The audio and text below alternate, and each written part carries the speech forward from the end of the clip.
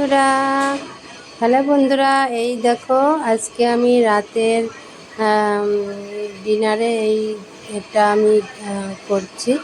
আজকে লুচি আর এটা এই দেখো ময়দা মেখে রেখেছি, আর এই তরকারি আলু কেটে রেখেছি রাতের জন্য। আজকে লুচি আর আলুর তরকারি করব সিম্পলের মধ্যে। আজকে রাতের এটাই হলো ডিনারের প্রস্তুতি।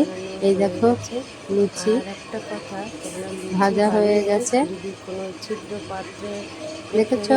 তোমরা সবাই ঝুড়িতে রাখবে এরকম ভেজে, তাহলে তেল যে তেল মাখা হয় সেটা থাকবে না, একদম বেশ তেল ছাড়া একদম শুকনো শুকনো লুচিটা থাকবে। এভাবে ঝুড়িতে রাখবে, তাহলে দেখবে লুচিটা আরো সুন্দর থাকে।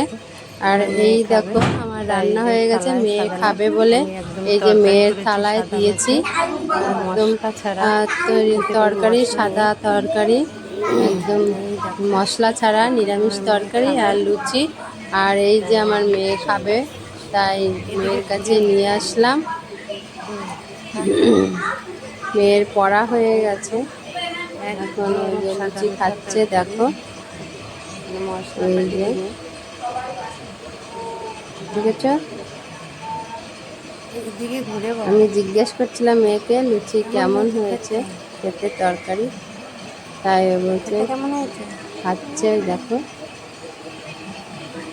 বলছে যে ভালো হয়েছে খেতে, যে খেতে ভারী কষ্ট, তাই খেয়ে এনেছে। কে কে বন্ধুরা তোমরা খাবে চলে আসো, আমাদের আজকে রাতের খাবার তোমরাও চলে আসবে।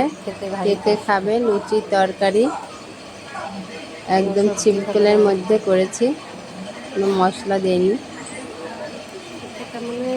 খাবে তো বন্ধুরা তোমরা সবাই চলে আসো, রাতের খাবার কে কে খাবে চলে আসো আমার বাড়িতে।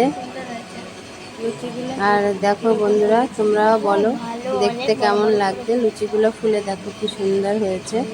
আমি একটু ময়দাটা আগে আধা ঘন্টা আগে মেখে রেখে দিয়েছিলাম। ময়দা আগে মেখে রাখলে কি হয়, লুচিটা ভালো ফোলে, তাই আমি ময়দা মেখে রেখেছিলাম।